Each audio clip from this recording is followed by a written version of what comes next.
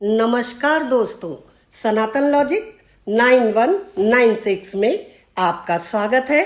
मैं आपको बताना चाहती हूँ कि माघ महात्म का एक से लेकर सारे अध्याय एक दूसरे से कनेक्टेड हैं, इसलिए आपको सारे अध्याय सुनने होंगे। जब आप सब सुनेंगे तब आपकी समझ में आएगा और तभी आपको उसका पूर्ण फल प्राप्त होगा। आज मैं आपके लिए माघ महात्म का 8वां अध्याय लेकर आई हूँ। आइए शुरू करते हैं। विकुंडल ने देवदूत से प्रार्थना की, हे दूत, माघ स्नान के साथ साथ वे कौन से पुण्य कर्म हैं जिन्हें करने से व्यक्ति यमलोक और नर्क के दर्शन नहीं करता? कृपा पूर्वक मुझे विस्तार से बताइए। यमदूत ने कहा, हे वैश्यपुत्र, तुमने बहुत अच्छा प्रश्न किया है। ध्यान देकर सुनो। वह मनुष्य जो तुलसी का पौधा श्रद्धा और प्रेम सहित लगाता है और उसकी सेवा करता है, वह सब पापों से मुक्त हो जाता है। जो भक्त तुलसी दल को भक्ति भाव सहित भगवान को अर्पित करते हैं और भगवान का चरणोदक लेते हैं, वे भी सदा सर्वदा के लिए पाप मुक्त होकर भगवान की कृपा को प्राप्त करते हैं। शास्त्रों का कथन है कि नर्मदा का दर्शन, गंगा जी का स्नान तथा तुलसी वन का स्पर्श, ये तीनों ही कार्य महापुण्य फल देने वाले हैं।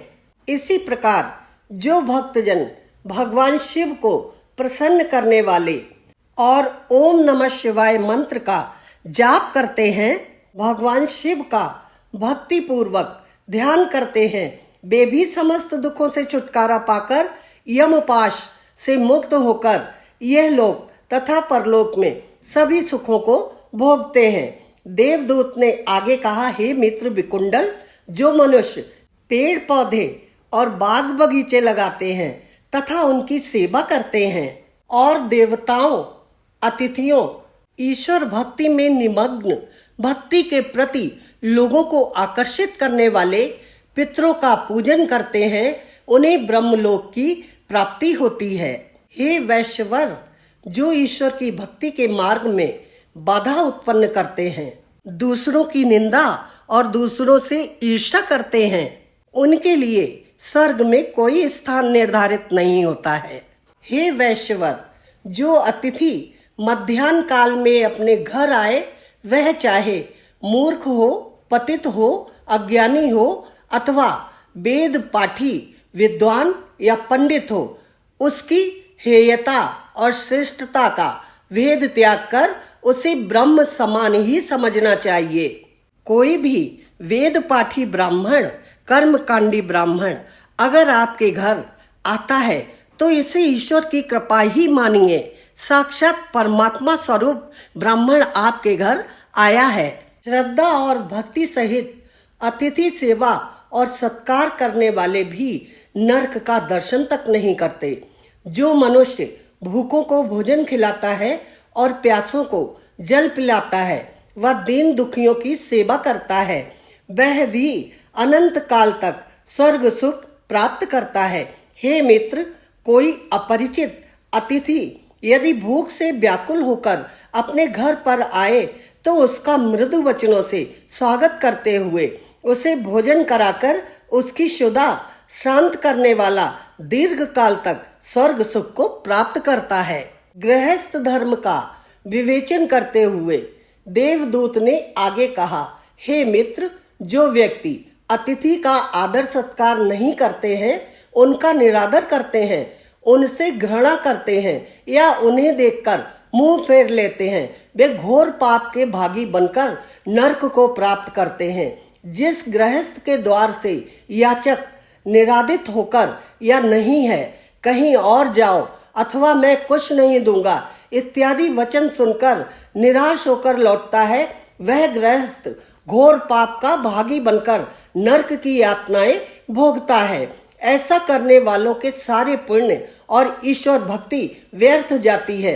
अतएव घर आए याचक अथवा अतिथि को ईश्वर का स्वरूप समझकर उसका यथाशक्ति आदर सत्कार करना चाहिए। उसे कभी भी निराश नहीं लौटाना चाहिए। जो मित्र के साथ छल कपट का व्यवहार करते हैं, उनके लिए भी स्वर्ग में कोई स्थान नहीं होता है। सभी गृहस्थों के लिए अतिथि सेवा परम पुनीत धर्म और कर्तव्य है। इससे बढ़कर बंधु बांधव या धन धान्य कुछ भी नहीं है। ये वैश्यराज, मेरा यह सत्य वचन है कि केवल अतिथि सेवा के पुण्य प्रताप के बल से ही अनेकों राजा महाराजा धर्मात्मा ऋषि महर्षि आदि चिरकाल से स्वर्ग में निवास कर रहे हैं और उनके पुण्य अब तक क्षीण नहीं हुए। कर्ण, दधीचि तथा बलि इत्यादि अतिथि धर्म के सर्वोत्तम पालन करता हुए हैं। इनके पुण्य अभी तक अक्षय बने हुए हैं और वह अनंत काल तक स्वर्ग का भोग करते रहेंगे। 8वां अध्याय यहीं पर समाप्त हो गया है।